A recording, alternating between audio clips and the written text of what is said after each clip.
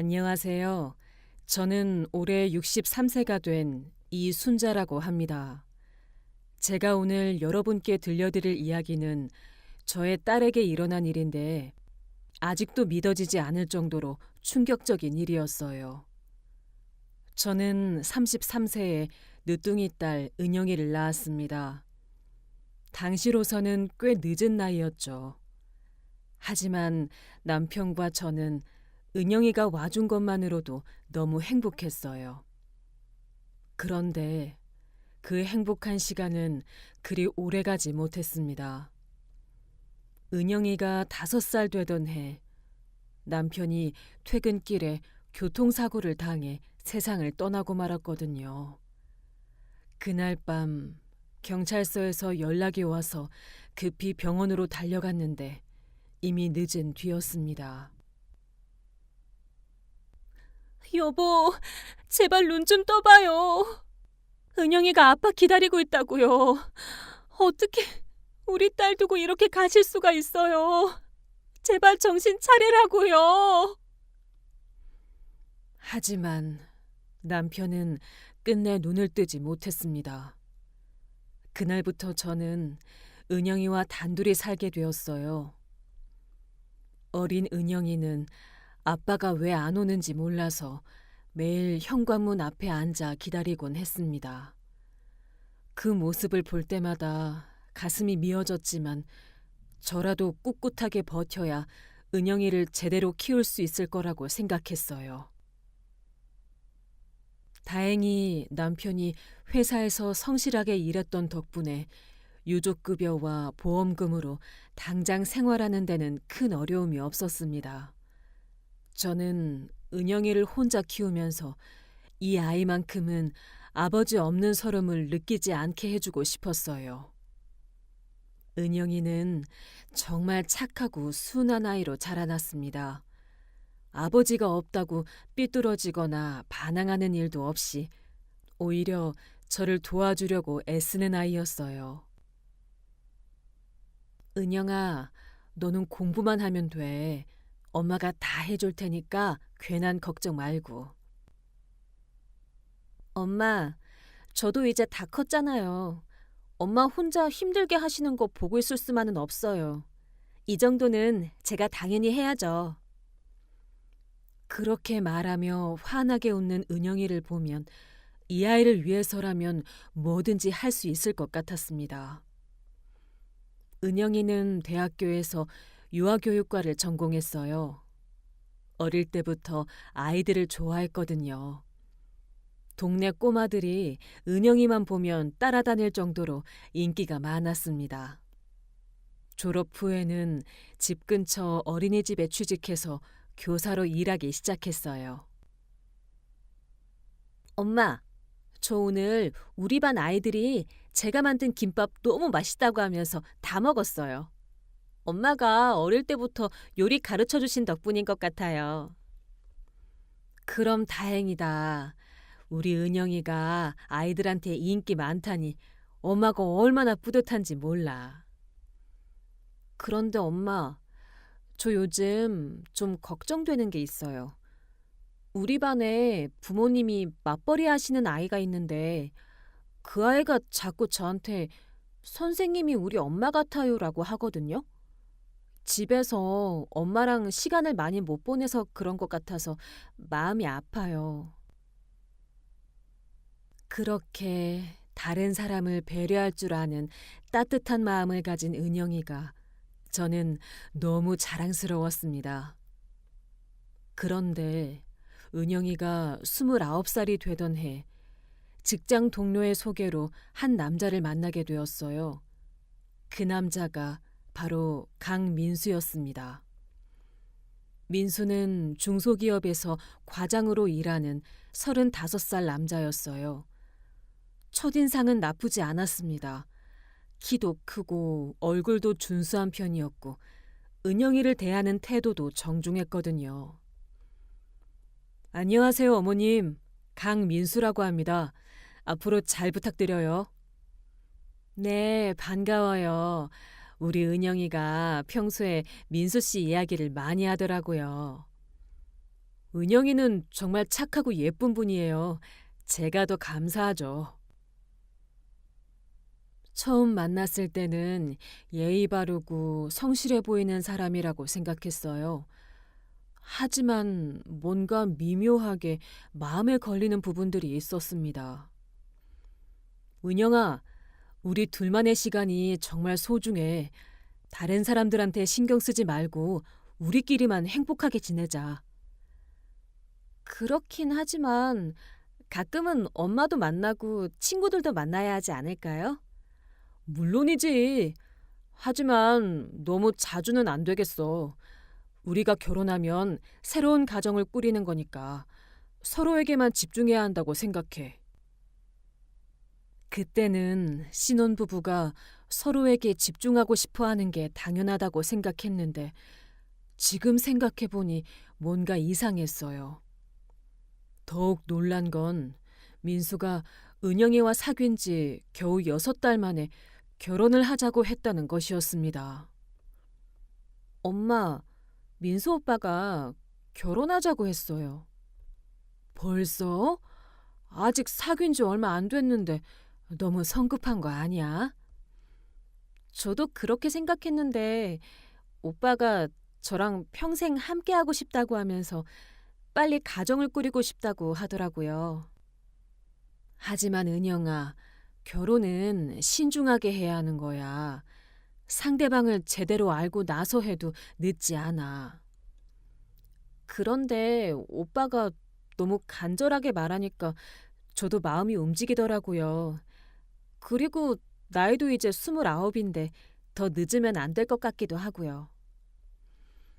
저는 은영이의 결혼을 반대했습니다.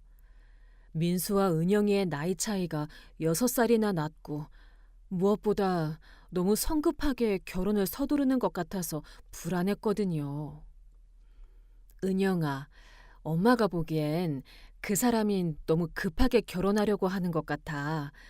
좀 더 천천히 서로를 알아가면서 해도 되지 않을까? 엄마, 저도 처음엔 그렇게 생각했어요. 하지만 민수 오빠가 저를 정말 사랑한다는 게 느껴져요. 그리고 저도 오빠를 좋아하고요. 좋아하는 것과 결혼하는 것은 다른 문제야. 결혼은 평생을 함께 살아가는 거니까 더 신중해야 해. 엄마 말씀도 맞지만 저는 민수 오빠와 함께 새로운 가정을 꾸리고 싶어요. 엄마가 저 때문에 지금까지 혼자 사셨잖아요. 이제는 엄마도 편하게 지내시고 저도 제 가정을 만들어 보고 싶어요. 은영이가 그렇게 말하니 더 이상 반대하기가 어려웠습니다. 사실 은영이 말이 맞는 부분도 있었거든요. 저는 은영이 때문에 재혼도 하지 않고 혼자 살아왔으니까요.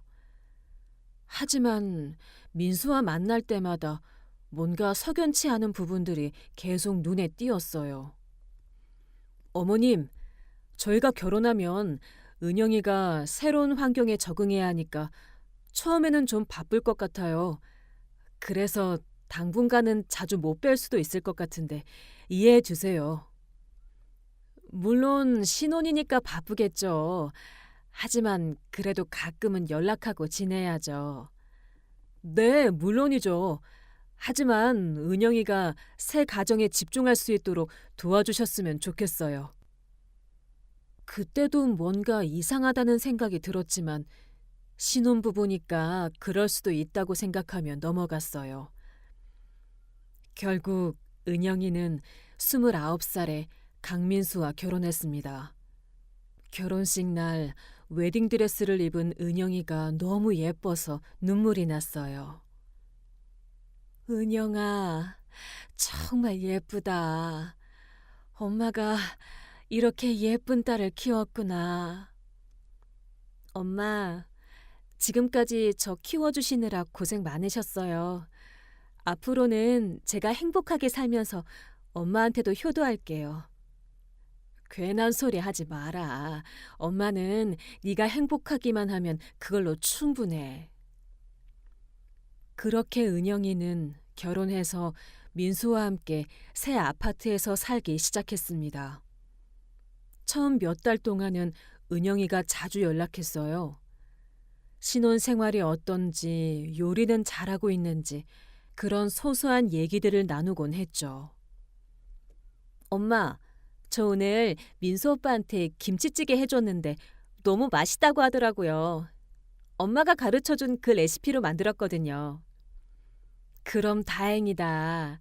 우리 은영이가 요리 잘한다고 소문나겠네. 근데 엄마, 민수 오빠가 가끔 제가 엄마한테 전화하는 걸 별로 안 좋아하는 것 같아요. 왜? 딸이 엄마한테 안부 묻는 게 뭐가 잘못됐다는 거야? 아니에요. 잘못됐다는 건 아니고요. 그냥 우리끼리 시간을 더 보내고 싶어 하는 것 같아요. 그때부터 슬슬 이상하다는 생각이 들기 시작했어요. 하지만 신혼부부니까 그럴 수도 있다고 생각하며 참았습니다. 그런데 결혼한 지 6개월쯤 지나면서부터 은영이의 연락이 눈에 띄게 줄어들기 시작했어요. 전에는 일주일에 두세 번은 전화했는데 점점 한 번, 그리고 나중에는 2주에 한 번 정도로 줄어들었습니다. 은영아, 요즘 왜 이렇게 연락이 뜸해졌어? 혹시 무슨 일 있는 거 아니야? 아니에요, 엄마. 그냥 요즘 직장에서 좀 바빠서요. 그리고 민수 오빠가 저녁에 같이 시간 보내자고 해서요. 앞으로는 자주 연락드릴게요. 음, 그래도 엄마한테는 가끔 안부라도 전해야지. 엄마가 얼마나 걱정하는지 알아? 하지만 은영이의 연락은 더욱 줄어들었습니다. 그리고 결혼 1년이 지나면서부터는 명절 때나 생일 때만 간신히 연락이 왔어요. 그래도 명절 때는 어김없이 안부 전화를 해주던 은영이었습니다.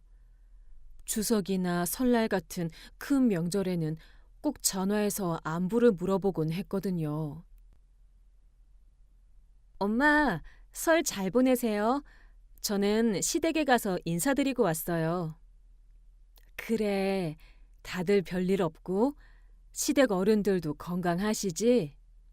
네, 다들 건강하세요. 엄마도 혼자 계시지 말고 어디 나가시든지 해요. 괜찮다. 엄마는 집에서 편히 쉬는 게 좋아. 나는 걱정 말아라. 그런데 올해 설날에는 은영이한테서 전화가 오지 않았어요. 설날 당일에도 그 다음 날에도 연락이 없었습니다. 처음에는 바쁘겠거니 하고 기다렸는데 사흘이 지나도록 연락이 없으니 이상했어요. 그래서 제가 먼저 은영이한테 전화를 걸어봤습니다. 하지만 전화를 받지 않더라고요. 문자도 보내봤지만 답장이 없었어요. 설 잘 보냈어? 엄마 걱정돼서 연락한다. 하루 더 기다려보았지만 여전히 답장이 없었습니다. 그래서 다시 전화를 걸어봤는데 계속 전화를 받지 않았어요. 은영아, 왜 전화를 안 받니? 엄마가 걱정된다고. 무슨 일 있으면 꼭 연락해라. 그렇게 또 문자를 보냈지만 역시 답장은 없었습니다. 일주일이 지나도록 은영이한테서 아무런 연락이 없자 저는 정말 불안해지기 시작했어요. 아무리 바쁘고 신혼부부라고 해도 명절에 안부 인사도 없이 엄마 전화도 안 받는다는 게 말이 안 되잖아요.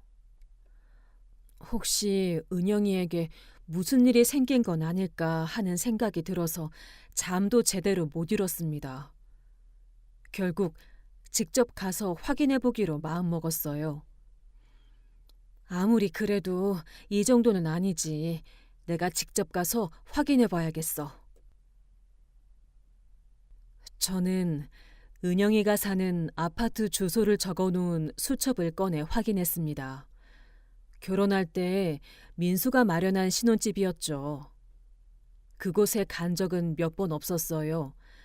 은영이가 결혼 초기에 한두 번 초대해 준 건 말고는 거의 가본 적이 없었습니다. 지하철을 타고 1시간 정도 걸려 은영이가 사는 아파트 단지에 도착했어요. 제법 큰 아파트 단지였는데 주변에 마트도 있고 학교도 가까워서 신혼부부가 살기에는 좋은 환경이었습니다. 아파트 입구에서 경비 아저씨한테 인사를 드리고 들어갔어요. 엘리베이터를 타고 15층으로 올라가면서 가슴이 두근거렸습니다. 혹시 은영이가 아픈 건 아닐까? 아니면 민수와 무슨 문제가 생긴 건 아닐까 하는 걱정이 계속 들었거든요. 15층에 도착해서 1503호에 찾아갔습니다. 문 앞에 서서 초인종을 눌렀어요. 은영아, 엄마야, 문 좀 열어줘. 하지만 아무런 반응이 없었습니다. 집 안이 너무 조용한 거예요. 평상시라면 은영이가 엄마 왔어요 하면서 반갑게 문을 열어줬을 텐데 이번에는 아무 소리도 들리지 않았습니다. 다시 한번 초인종을 눌러봤어요. 은영아, 혹시 집에 있니? 엄마가 왔어. 여전히 반응이 없었습니다. 생각해보니 평일 낮 시간이니까 은영이는 어린이집에서 일하고 있을 시간이었어요. 하지만 며칠째 연락이 안 되는 상황에서 뭔가 이상한 일이 있을 수도 있다는 생각에 일단 와본 거였죠. 그런데 그때 옆집 문이 열리면서 50대 정도 되어 보이는 아주머니가 나왔어요. 혹시 1503호 오셨어요? 네, 맞아요. 제 딸이 사는 집인데 연락이 안 돼서 왔거든요. 옆집 아주머니는 제 얼굴을 유심히 보더니 조심스럽게 입을 열었습니다. 어머, 그럼 혹시 그 집 어머니세요? 네, 맞아요. 왜 그러시죠? 무슨 일 있나요? 아이고, 이걸 어떻게 말씀드려야 할지. 그 집 여자가 죽어서 아무도 없어요. 그 순간 머릿속이 하얗게 변했습니다. 뭔가 잘못 들은 것 같아서 다시 물어봤어요. 네? 지금 뭐라고 하셨어요? 며칠 전에 구급차가 왔다 간 후로 집이 계속 조용했어요. 남편분도 안 보이고요. 그래서 이상하다 싶었는데 며칠 뒤에 남편분이 잠깐 왔다 가면서 저희한테 말했어요. 아유, 어쩌면 좋아요. 제가 이런 소식을 전해드리게 되다니. 저는 그 말을 듣고 다리에 힘이 빠져서 벽에 기대야 했어요. 구급차가 왔다는 것도 충격적이었지만 은영이가 죽었다니 도저히 믿을 수가 없었습니다. 평소에 아픈 데도 없던 애가 말도 안 되는 일이었어요. 아니에요. 그럴 리 없어요. 제 딸이 죽었을 리가 없다고요. 혹시 잘못하신 거 아닌가요? 아니에요. 최근에 그 남편분 택배가 저희 집에 잘못 와서 전해주려고 가니까 아무도 없어서 벼르고 있었는데 마침 어제 마주쳤거든요. 그런데 뭔가 멀리 떠나시는 분 같았어요. 현관에 짐 가방이 여러 개 있었거든요. 그래서 제가 어디 여행 가시냐고 물어봤는데 그분이 아내가 갑자기 죽어서 정리할 게 있다고 하시더라고요. 아유, 정말 이걸 어째요? 저는 그 자리에서 주저앉을 뻔했어요. 떨리는 손으로 휴대폰을 꺼내 민수한테 전화를 걸었습니다. 전화벨이 몇 번 울린 후 민수가 전화를 받았어요. 여보세요? 민수야, 나 은영이 엄마야. 지금 은영이 집 앞에 와 있는데 옆집에서 은영이가 죽었다고 하던데 이게 무슨 소리야? 잠시 침묵이 흘렀습니다. 그리고 민수가 힘없는 목소리로 대답했어요. 어머님, 죄송해요.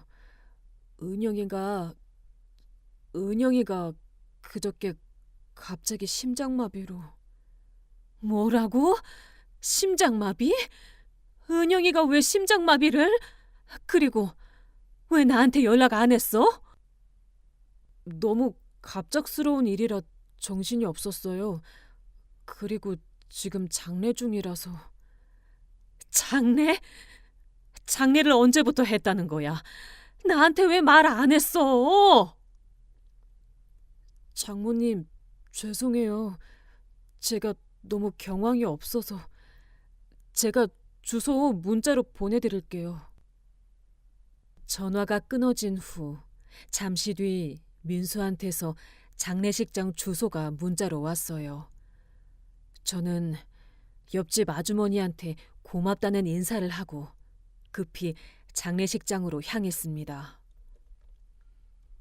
택시를 타고 장례식장으로 가는 동안 머릿속이 하얗게 변했어요. 아직도 믿을 수가 없었거든요. 며칠 전까지만 해도 멀쩡했던 은영이가 갑자기 심장마비로 죽었다니 도저히 현실 같지 않았습니다. 기사님, 좀 더 빨리 갈 수 있을까요? 급한 일이 있어서요. 네, 알겠습니다. 그런데 어머님, 얼굴이 안 좋아 보이시는데 괜찮으세요? 괜찮아요. 빨리 가주세요. 30분 정도 걸려서 장례식장에 도착했어요. 큰 장례식장이었는데 여러 개의 빈소가 있었습니다. 안내 데스크에서 은영이 이름을 말하니 3층 301호라고 하더군요. 엘리베이터를 타고 3층으로 올라가면서 가슴이 터질 것 같았어요. 아직도 이 모든 게 꿈이었으면 좋겠다는 생각뿐이었습니다. 301호 앞에 도착하니 고 전은영이라고 쓰인 명패가 보였어요. 그 순간 정말로 은영이가 죽었다는 게 실감났습니다. 빈소 안으로 들어갔는데 은영이가 관 안에 누워있는 모습이 보였어요. 얼굴은 평소보다 창백해 보였지만 마치 잠들어 있는 것 같았습니다. 은영아, 은영아. 저는 관 앞으로 다가가서 은영의 얼굴을 만져봤어요. 차갑게 식어있는 은영이의 뺨을 만지는 순간 이 모든 게 현실이라는 걸 받아들여야 했습니다. 은영아, 엄마 왔어. 왜 이렇게 됐어? 엄마한테 말도 없이 어떻게 이럴 수가 있니? 그때 뒤에서 민수의 목소리가 들렸어요. 장모님, 늦어서 죄송해요.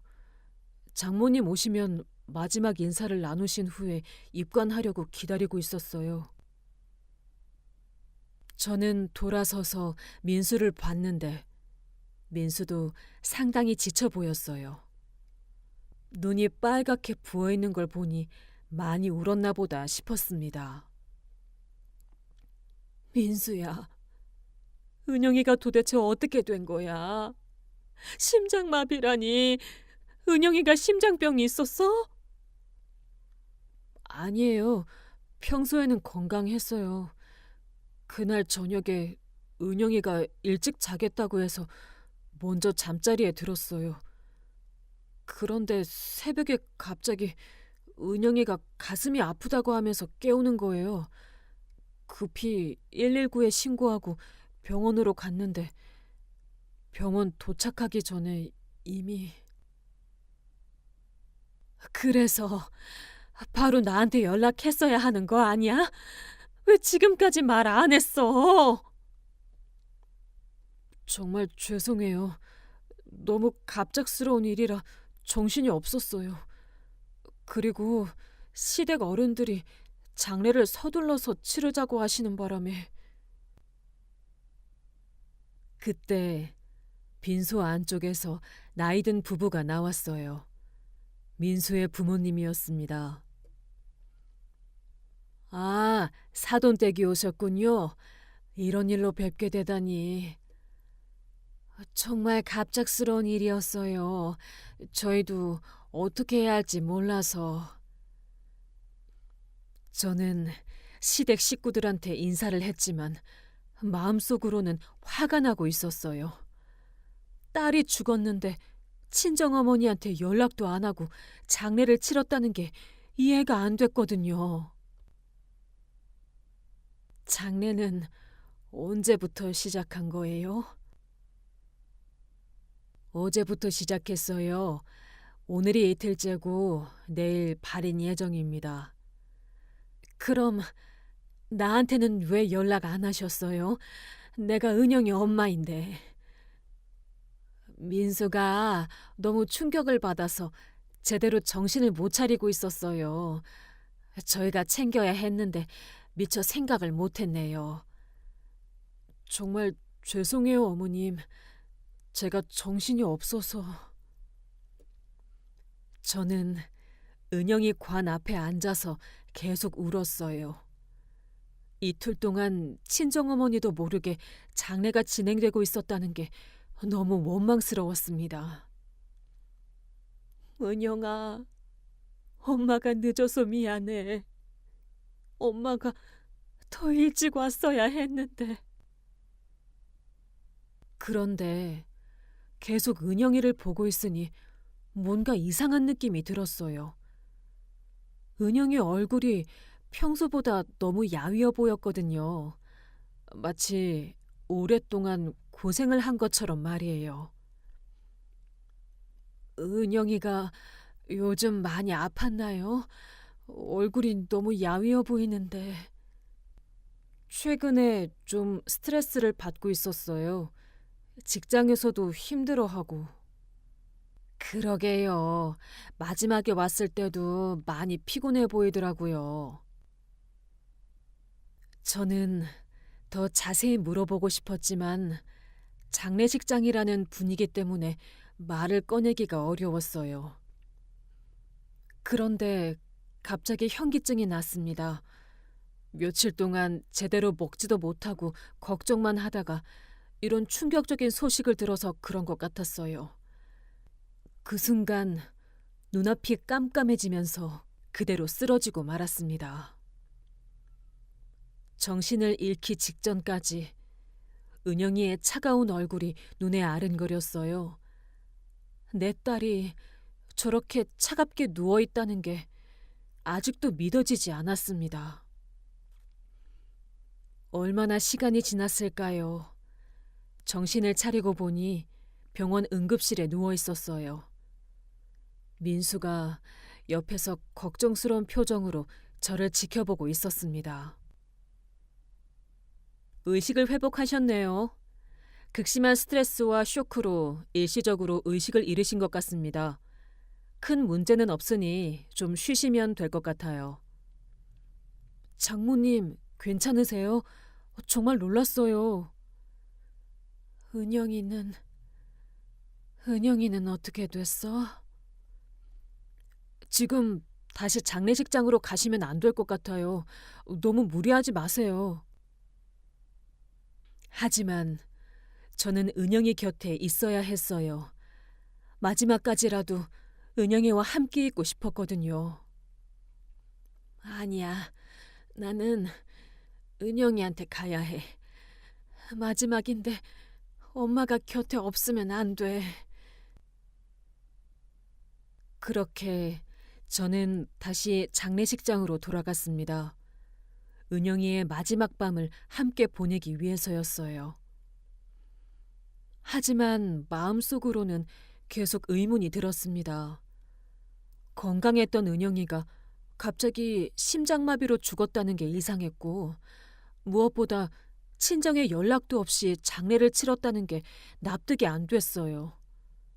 뭔가 숨기는 게 있는 것 같은 느낌이 계속 들었습니다. 은영이의 장례를 마치고 집으로 돌아온 후에도 저는 마음이 계속 불안했습니다. 뭔가 석연치 않은 부분들이 자꾸 머릿속에 맴돌았거든요. 건강했던 은영이가 갑자기 심장마비로 죽었다는 것도 이상했고, 무엇보다 친정에 연락도 없이 장례를 서둘러 치렀다는 게 납득이 안 됐어요. 민수의 태도도 뭔가 어색했고요. 그 다음 날 저는 은영이와 가장 친했던 친구 수진이한테 전화를 걸어봤습니다. 수진이는 은영이와 고등학교 때부터 친한 친구였거든요. 수진아, 나 은영이 엄마야. 어머니, 안녕하세요. 그런데 요즘 은영이한테 연락이 안 되는데 어떻게 지내고 있어요? 그 말을 듣고 가슴이 철렁했어요. 수진이도 은영이가 죽었다는 걸 모르고 있었던 거예요. 수진아, 은영이가 며칠 전에 세상을 떠났어. 네? 뭐라고요? 은영이가 죽었다고요? 말도 안 돼요. 왜요? 걔가 왜 죽어요? 모르겠어. 갑자기 심장마비로 그랬다고는 하는데. 수진아, 우리 은영이 불쌍해서 어떡하니? 그 젊은 애가 이렇게 허무하게 간 게 너무... 심장마비요? 어머니, 그럴 리 없어요. 저 일주일 전에 은영이랑 만났는데 그때는 멀쩡했어요. 뭐? 일주일 전에 만났다고? 네, 맞아요. 은영이가 저한테 연락해서 만나자고 해서 카페에서 만났거든요. 그런데 그때 은영이가 너무 힘들어 보였어요. 얼굴이 많이 야위었고 손목에 멍도 있었어요. 그래서 어떻게 된 거냐고 물어봤더니 수진이는 잠시 말을 멈췄다가 조심스럽게 말을 이어갔어요. 은영이가 남편 때문에 너무 힘들다고 했어요. 요즘 집에 있는 게 무섭다고. 무섭다고? 왜? 자세한 얘기는 안 했는데 그냥 남편이 변했다고 하더라고요. 예전에는 안 그랬는데 요즘엔 자꾸 트집을 잡고 화를 낸다고. 저는 그 말을 듣고 가슴이 철렁했어요. 그래서 은영이가 점점 연락을 안 했던 거구나 싶었습니다. 그래서 은영이가 뭐라고 했어? 이혼을 생각해보고 있다고 했어요. 하지만 막상 결정하기는 어렵다고 하면서. 그런데 며칠 후에 갑자기 심장마비로 죽었다니 정말 믿어지지 않아요. 어머니, 혹시 정말로 심장마비가 맞나요? 뭔가 이상하지 않나요? 건강하던 은영이가 갑자기... 저도 그렇게 생각하고 있었지만 혼자만의 의심이라고 여겼는데 수진이까지 그렇게 말하니 확신이 섰어요. 그런데 수진이가 또 다른 얘기를 꺼냈어요. 어머니, 그리고 은영이가 마지막에 만났을 때 이상한 말을 했어요. 만약에 나한테 무슨 일이 생기면 엄마한테 말해달라고 하더라고요. 그때는 무슨 뜻인지 몰랐는데 그런 말을? 왜 갑자기? 저도 이상해서 왜 그런 소리를 하냐고 물어봤더니 그냥 요즘 불안하다고만 하더라고요. 그리고 혹시 모르니까 민수 오빠 휴대폰에서 이상한 게 나오면 꼭 확인해 보라고. 자세한 얘기는 안 했지만 뭔가 숨기는 게 있을 거라고 하더라고요. 그 말을 듣고 저는 소름이 돋았어요. 은영이가 정말로 위험을 예감하고 있었던 건 아닐까요? 장례식 마지막 날, 제가 화장실에 다녀오는 길에 우연히 민수와 시아버지가 조용히 대화하는 소리를 들었어요. 빈소 뒤편 복도에서 둘이서만 이야기하고 있었는데 지나가다가 들리더라고요. 민수야, 보험 쪽은 어떻게 되고 있어? 어제 서류 다 제출했어요. 생각보다 빨리 처리될 것 같아요. 그래, 다행이다. 그런데 금액이 얼마라고 했지? 5억이요. 작년에 가입할 때 좀 부담스럽긴 했는데 이렇게 될 줄이야. 5억이면 적지 않은 돈이네. 장례비 빼고 나면 새 출발하는 데 도움이 되겠어. 네. 그런데 아직 확정은 아니니까 조용히 해주세요. 저는 그 대화를 듣고 충격을 받았어요. 은영이가 5억 원짜리 생명보험에 가입되어 있었다는 것도 놀라웠지만 무엇보다 민수가 아내가 죽은 지 며칠 안 됐는데 벌써 보험금 처리를 했다는 게 이해가 안 됐거든요. 그리고 민수 아버지가 새 출발이라고 한 말도 이상했어요. 보통 사랑하는 아내를 잃으면 새 출발보다는 슬픔이 먼저일 텐데요. 저는 조용히 그 자리를 벗어나서 빈소로 돌아왔지만 마음이 계속 불편했어요. 뭔가 이상하다는 느낌이 더욱 커졌거든요. 장례식이 끝나고 집으로 돌아온 후 저는 수진이에게 전화를 걸었어요. 수진아, 나야. 혹시 은영이가 보험 가입한다는 얘기 들은 적 있어? 보험료? 아니요. 그런 얘기는 못 들었는데. 왜요? 장례식장에서 우연히 들었는데 5억 원짜리 보험에 가입되어 있었다는 거야. 그것도 민수가 벌써 보험금 신청을 했다고 하더라. 5억 원이요? 그런 큰 보험을? 은영이가 그런 얘기 한 적 없는데. 그리고 벌써 신청을 했다고요? 응, 장례 중인데도 벌써 처리했다는 거야. 뭔가 이상하지 않니? 어머니, 그거 정말 이상해요. 보통 그렇게 빨리 하나요? 그리고 은영이가 5억 원짜리 보험에 가입할 이유가 있을까요? 어린이집 교사 월급으로는 보험료도 부담스러웠을 텐데. 저는 수진이와 통화를 마치고 나서 더욱 확신이 들었어요. 뭔가 정말 이상한 일이 벌어지고 있다는 걸 말이에요. 며칠 후 저는 은영이가 다니던 어린이집에 가보기로 했어요. 혹시 직장에서 뭔가 이상한 일이 있었을지도 모른다는 생각이 들었거든요. 어린이집에 도착해서 원장 선생님을 만났어요. 원장 선생님도 은영이의 갑작스러운 죽음을 매우 안타까워하셨습니다. 어머님, 정말 믿을 수 없는 일이에요. 전윤영 선생님이 그렇게 갑자기... 원장 선생님, 혹시 은영이가 최근에 좀 이상해 보이거나 그런 적 없었나요? 사실 지난달부터 좀 걱정이 되긴 했어요. 어떤 점에서요? 평소에 밝고 활발했던 선생님이 요즘엔 좀 침울해 보였어요. 그리고 자주 아프다며 조퇴하는 일이 많아졌고요. 자주 아팠다고요? 네, 두통이 심하다거나 몸살이 났다거나. 그런데 보기에는 그렇게 아파 보이지 않았어요. 뭔가 다른 이유가 있는 것 같았는데. 원장 선생님은 잠시 망설이더니 조심스럽게 말을 이어갔어요. 그리고 한 번은 남편분이 어린이집에 오셔서 선생님을 데리고 간 적이 있었는데 그때 분위기가 좀 이상했어요. 어떻게 이상했는데요? 선생님이 남편분을 보고 굉장히 긴장하는 것 같았어요.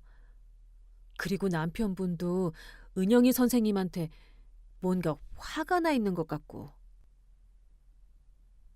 언제 그런 일이 있었나요? 한 달 전쯤이었나요? 그날 은영이 선생님이 급하게 가방을 챙기면서 저한테 죄송해요, 먼저 가봐야겠어요 라고 하더라고요. 표정이 너무 안 좋아서 걱정됐었는데. 저는 원장 선생님의 말을 들으면서 점점 확신이 들었어요. 은영이가 정말로 힘든 상황에 처해 있었던 것 같았거든요. 혹시 다른 선생님들도 뭔가 눈치채신 게 있을까요? 다른 선생님들한테도 물어봤는데 모두들 최근에 전은영 선생님이 많이 조용해졌다고 하더라고요. 예전에는 쉬는 시간에 웃고 떠들기도 했는데 요즘엔 혼자 있으려고 하고. 그리고 한 선생님이 그러시는데 며칠 전에 혹시 제가 갑자기 못 나오게 되면 아이들 잘 부탁드린다고 했다는 거예요. 갑자기 못 나온다고요? 네. 그래서 무슨 뜻이냐고 물어봤더니 그냥 혹시 모르니까라고만 했다고 해요.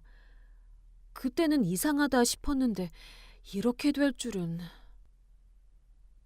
저는 어린이집에서 나오면서 머릿속이 복잡했어요. 은영이가 자신에게 무슨 일이 생길 거라는 걸 예감하고 있었던 것 같았거든요. 집으로 돌아온 후 저는 은영이의 죽음에 대해 계속 생각하고 있었어요.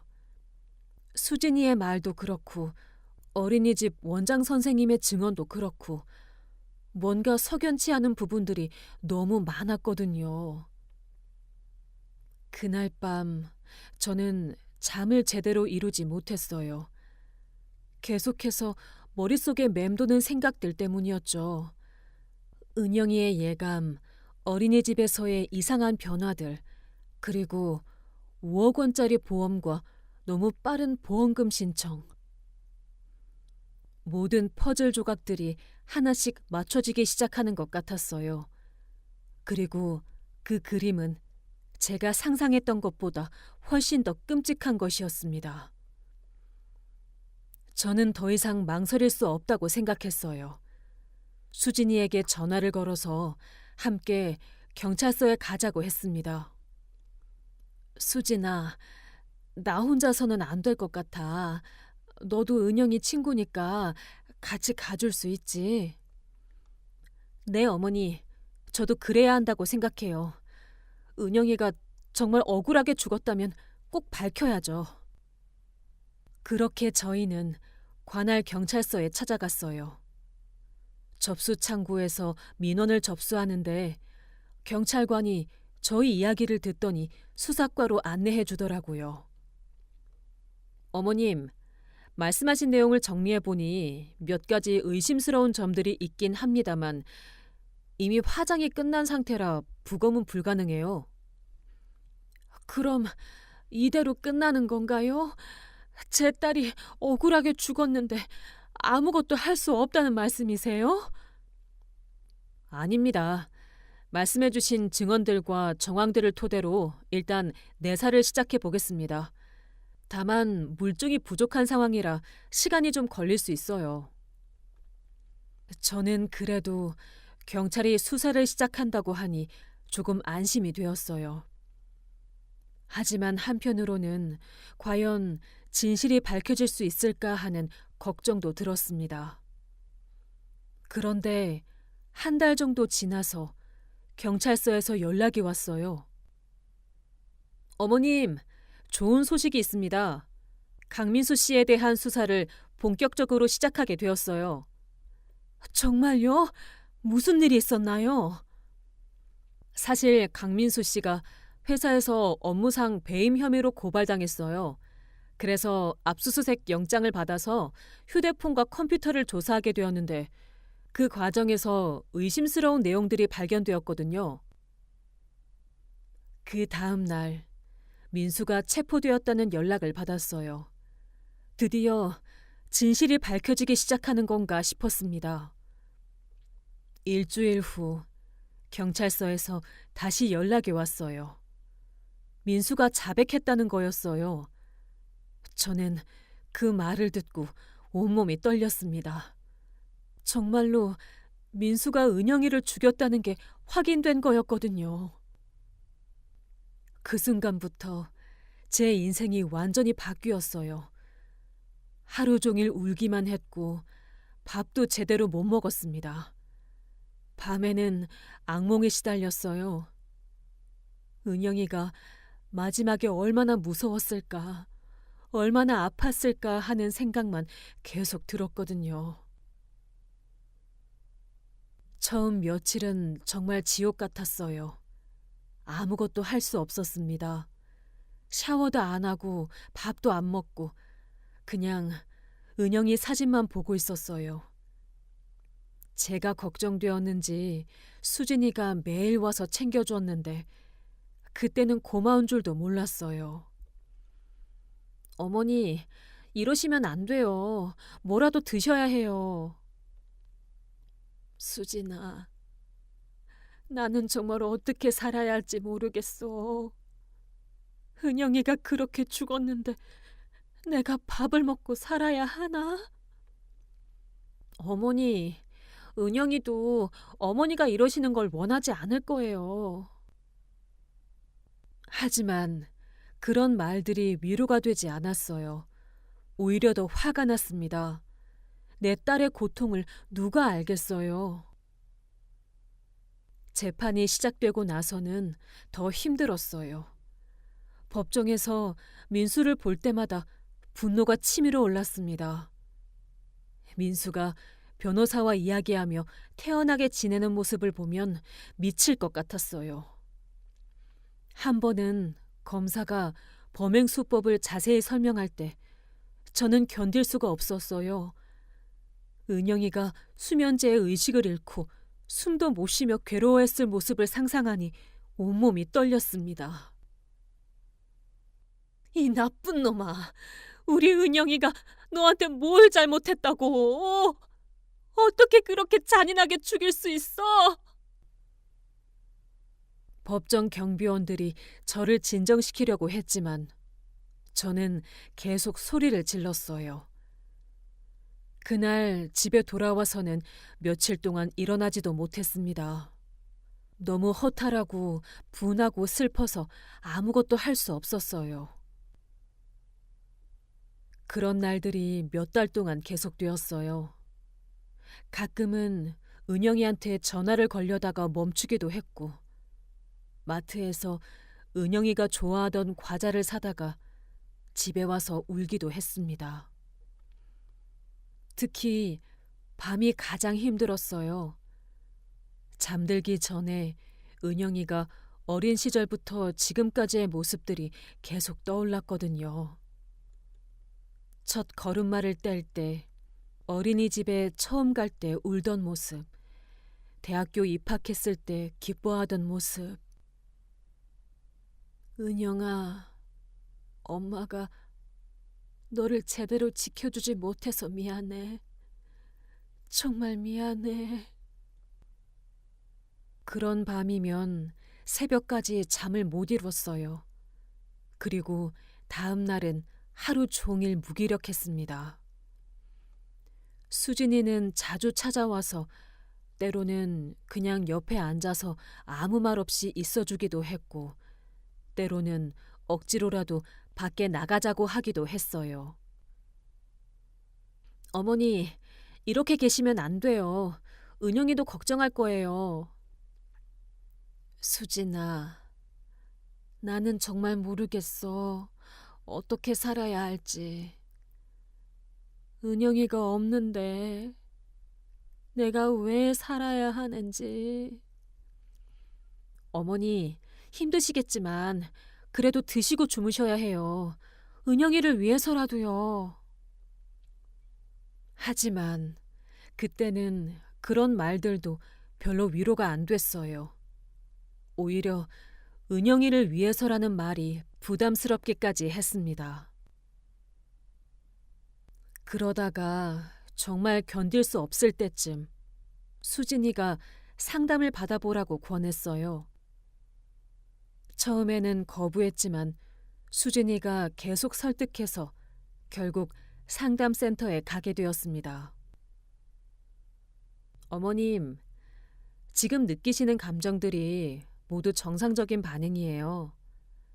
이런 상실을 겪으신 분들은 누구나 겪는 과정입니다. 선생님, 저는 언제쯤 괜찮아질까요? 이렇게 살 수는 없잖아요. 어머님, 괜찮아지려고 하지 마세요. 은영이를 잃은 슬픔은 사라지지 않아요. 다만 그 슬픔과 함께 살아가는 방법을 배우는 거예요. 그 말이 오히려 위로가 되었어요. 괜찮아져야 한다는 압박감에서 조금 벗어날 수 있었거든요. 8개월 후 1심에서 민수는 무기징역을 선고받았어요. 그날 법정에서 저는 다시 한번 울었습니다. 이번에는 분노의 눈물이 아니라 안도의 눈물이었어요. 피고인의 범행은 치밀하게 계획된 극악한 범죄로 그 말을 들으면서 저는 은영이 사진을 보며 말했어요.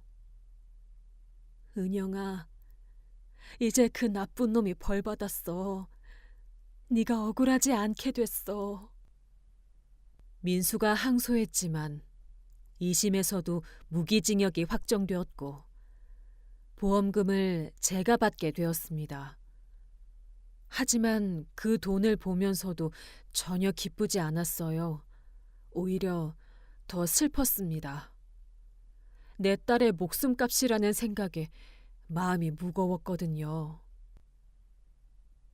처음에는 그 돈을 어떻게 써야 할지 몰랐어요.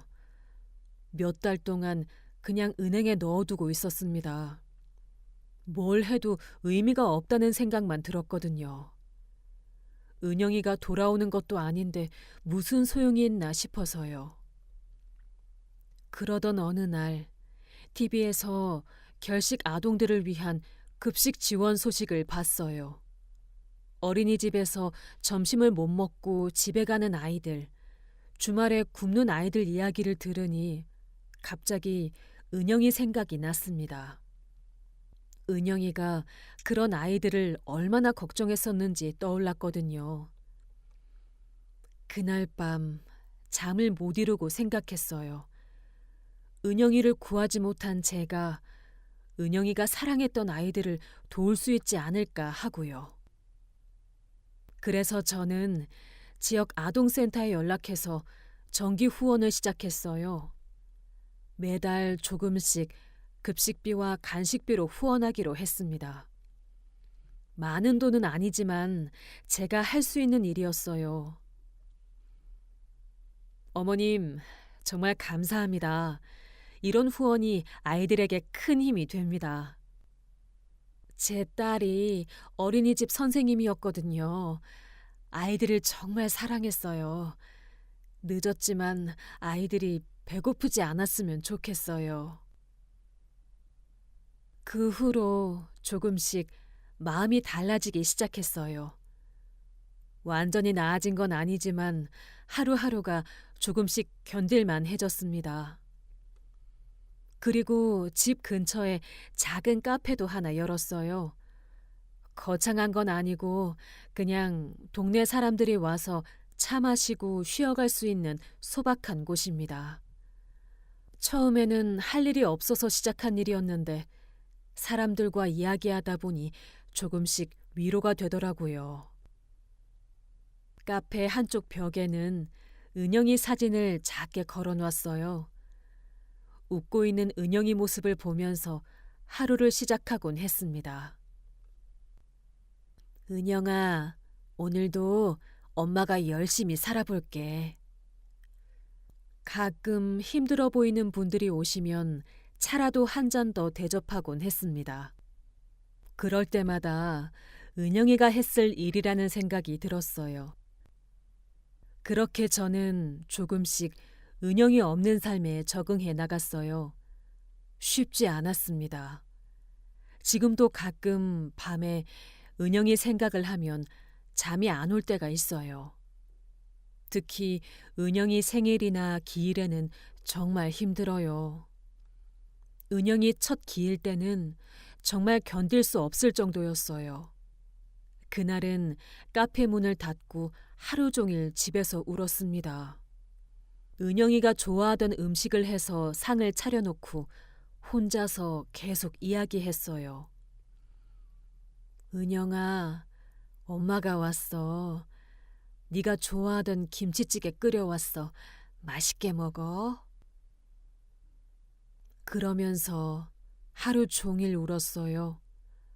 그런 날이면 며칠 동안 무기력해집니다. 하지만 그래도 살아가야 한다는 생각이 들어요. 은영이가 하늘에서 저를 지켜보고 있을 테니까요. 토요일 오후에는 동네 아이들이 카페에 와서 책을 읽곤 해요. 어린이집 선생님이었던 은영이를 생각하며 시작한 일인데 아이들 웃음소리를 들으면 은영이가 옆에 있는 것 같은 느낌이 들어요. 은영아, 엄마가 네가 사랑했던 아이들을 계속 돌볼게. 네 목까지 사랑해줄게. 간혹 상담을 받기도 해요. 혼자서는 이겨내기 힘든 슬픔이라서요. 상담사 선생님이 그러더라고요. 이런 아픔은 시간이 약이라고. 완전히 낫지는 않지만 견딜만 해진다고요. 선생님, 저는 언제쯤 평범하게 살 수 있을까요? 어머님, 평범해지려고 하지 마세요. 은영이를 잃은 슬픔을 안고 사는 것도 삶의 방식이에요. 그 슬픔 속에서도 의미를 찾으며 사시면 돼요. 그 말이 많은 위로가 되었어요. 억지로 괜찮아지려고 하지 않아도 된다는 걸 알게 되었거든요. 여러분, 저는 이 이야기를 통해 한 가지 말씀드리고 싶어요. 주변에 힘들어하는 사람이 있다면 관심을 가져주세요. 작은 신호라도 놓치지 마시고요. 그리고 혹시 저희 은영이처럼 힘든 상황에 처한 분이 계시다면 혼자 참지 마시고 꼭 도움을 요청하세요. 오늘도 카페에서 은영이 사진을 보며 하루를 시작합니다. 힘들지만 하루하루 살아가고 있어요.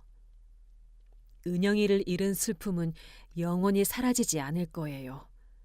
하지만 그 슬픔 속에서도 은영이가 사랑했던 아이들을 도우며 살아가는 것이 은영이를 기리는 길이라고 생각합니다. 끝까지 제 이야기를 들어주셔서 정말 감사합니다.